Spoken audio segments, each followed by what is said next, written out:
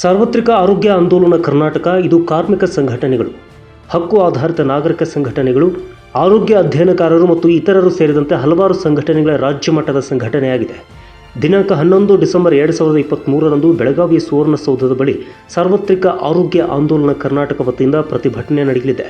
ರಾಜ್ಯದಲ್ಲಿನ ಸರ್ಕಾರಿ ಆಸ್ಪತ್ರೆಗಳ ಸುಧಾರಣೆ, ಉಚಿತ ಔಷಧಿಯ ಲಭ್ಯತೆ, ಸಿಬ್ಬಂದಿ ಕೊರತೆಯನ್ನು ನೀಗಿಸುವುದು ಮತ್ತಿತರ ವಿಷಯಗಳಿಗೆ ಆಗ್ರಹ ಮಾಡುವ ಮೂಲಕ ಪ್ರತಿಭಟನೆಯನ್ನು ಕೈಗೊಳ್ಳಲಿದೆ. ಈ ಸಂಬಂಧವಾಗಿ ಸಾರ್ವತ್ರಿಕ ಆರೋಗ್ಯ ಆಂದೋಲನ कर्नाटकದ ಪ್ರಮುಖರು ಮಾತನಾಡಿದರು. मेरा नाम डॉक्टर गोपाल जावरे है। मैं एक मेडिकल डॉक्टर हूँ, ENT सर्जन हूँ।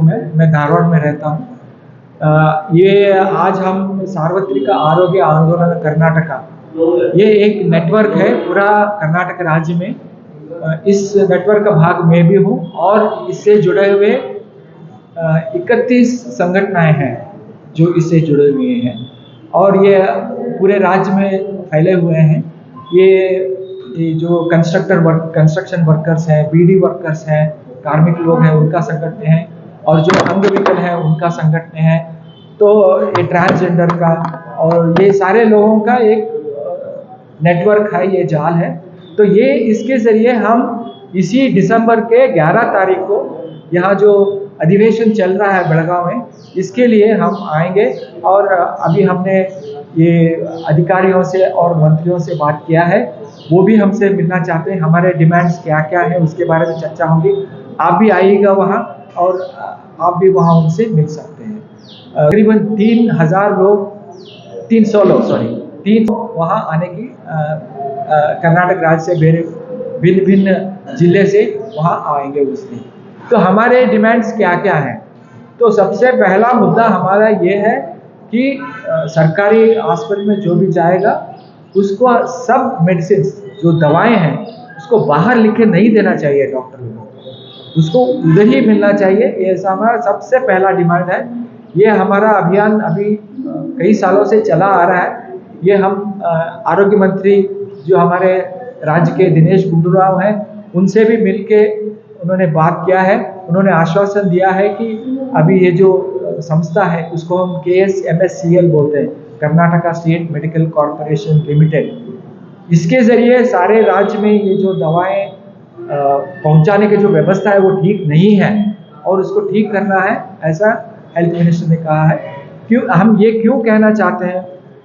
एक अंदाज से ये हमारे नेशनल सैंपल सर्वे के अनुसार से तकरीबन 5 लाख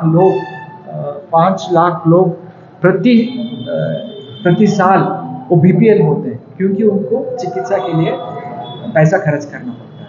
तो इसको रोकने के लिए हम कह रहे हैं कि ये जो उचित दवाएं हैं ये सब जगह मिलना चाहिए।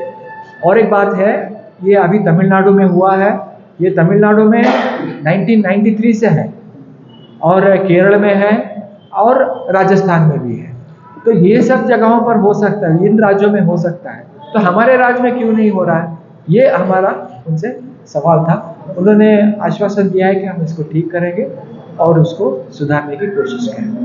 और दूसरी हमारी ये डिमांड है कि हमारे राज्य में एक ऐसा कानून लाएं जिस कानून से ये हर एक जो कर्नाटक राज्य में रहते हैं उनका हक बनता है कि वो चिकित्सा सरकारी व्यवस्था में ही पाएं। ये इसको हम हेल्थ राइट एक्ट बोलते हैं, Karnataka state health right act. तो इसके बारे में हम लॉ मिनिस्टर से, हेल्थ मिनिस्टर से अभी बात कर रहे हैं। लेकिन ये हमारा दूसरा महत्वपूर्ण मुद्दा है कि ये एक्ट होना चाहिए, जिसके ज़रिए अगर वो हम कानून लाएंगे तो कर्नाटक राज्य में जितने भी लोग हैं उनका हक बनता है कि सरकार उनको चिकित्सा में सब ख्याल रखना चाहिए। ये नहीं कि मैं अपने जेब से खर्च करूँ, ऐसा नहीं होना चाहिए। इसको हम जेब से खर्च करने के लिए आउट ऑफ पॉकेट एक्सपेंसेस बोलते हैं। ये हमारे विश्व में सबसे ज़्यादा आउट ऑफ पॉकेट एक्सपेंसेस हमारे देश में है, तो ये गलत है, ये नहीं होना चाहिए। तो इसके बारे में हम ये राइट एक्ट का मांग कर रहे हैं। अभी उसको राजस्थान में ऐसा एक्ट हो गया है, लेकिन अभी कर्नाटक में नहीं हुआ है। इसके लिए हम उसको डिमांड रख रहे हैं। ये हमारा दूसरा डिमांड है। और तीसरा डिमांड ये है कि